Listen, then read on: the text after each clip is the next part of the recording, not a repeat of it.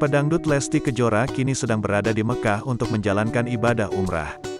Kepergiannya ke Tanah Suci pasca mengalami dugaan kekerasan dalam rumah tangga, KDRT, dari sang suami, Rizky Bilar.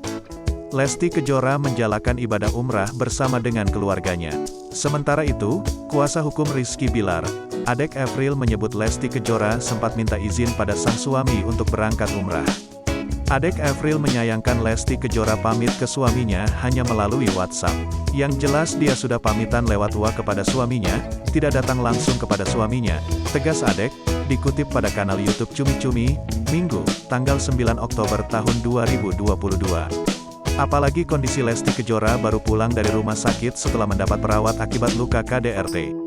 Adek Evril seolah menyalahkan Lesti Kejora yang sedang menjalankan umrah. Sekarang netizen dan masyarakat aja tanyakan seperti apa, masa orang sakit parah tiba-tiba umrah, ujar Adek.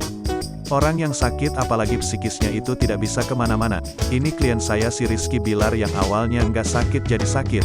Tekanan mental gara-gara laporan Lesti dan hinaan dari netizen, sambuang Adek.